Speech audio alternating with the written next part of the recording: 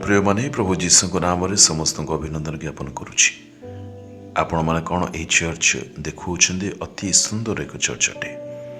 यह स्वीडेन देशर बोडेनबर्ग नामक स्थान रे अवस्थित अटे। यही सहर समुद्रर मध्य भाग गोटे द्वीप मध्य अवस्थित अटे, जहाँकि अति सुंदर अटे।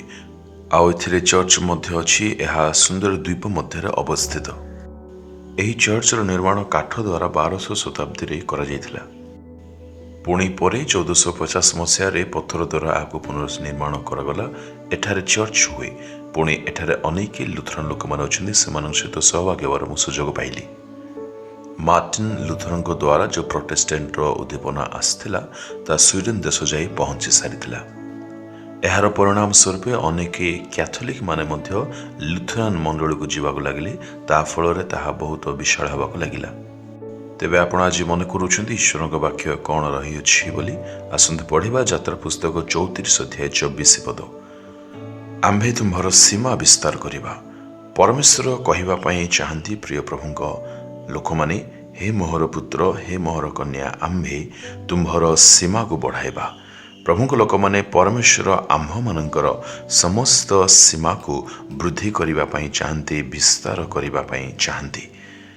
एई सीमार वृद्धि कथा जेतेबेले आसुअछि, तेबे आपणक मनरे कौन केउ चिंता आसुअछि? कौन आपण मानक शारीरिक पार्थिव व्यवसायर वृद्धि कथा आपणक मनरे तुरंत आसुअछि, अथवा मते जे आत्मिक भावरे आत्मिकर सीमा सकल बढ़ेबा दरकार, विस्तार हवा दरकार, केउ चिंता आपणक मनरे प्रथमे उंकी मारुछि? प्रभुंक लोक माने प्रथमतः मूलतः आम्भमानक आत्मिक भावरे परमेश्वर आम्भमानकर सीमा को वृद्धि करिबा पई चाहंती। ताहा आम्भमानकर तांको प्रति प्रेम, तांको प्रति आज्ञाबहता, नम्रता, विश्वस्तता, आत्मिक जीवनर सीमा आम्भमानकर प्रथमे विस्तार हवा जरूरी अटे। आज आपण माने केउ विषय विस्तार हो बोली इच्छा करुछंती? ताहा आत्मिक अटे अथवा ताहा पार्थिव जागतिक शारीरिक अटे। आपणक समस्त विषयर जत्न नेबा पई से प्रस्तुत। किंतु आज आपण कौन विश्वस्त अटंती? आपण कौन ताहांको प्रथम स्थान देइछंती?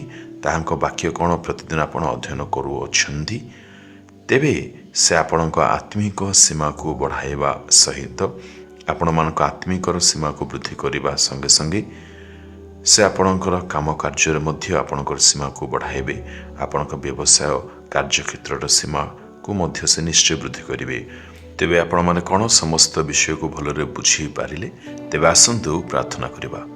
हे स्वर्गीय पिता, प्रभु तुम हस्तर आम प्रत्येक अपना जीवन को समर्पण करुछु। तुम्हें आम्भमानकर सीमा को जे वृद्धि करिवो, एणु तुमको आम मैंने धन्यवाद देवुछु। तुम्हें वास्तव आम आत्मिक सीमा को वृद्धि करने संगे संगे आम मानकर जागतिक पार्थिव व्यवसाय सीमा को वृद्धि करुथिबारु धन्यवाद दे जीसुଙ୍କ नाम रे प्रार्थना करुछु प्रभु। आमेन आमेन।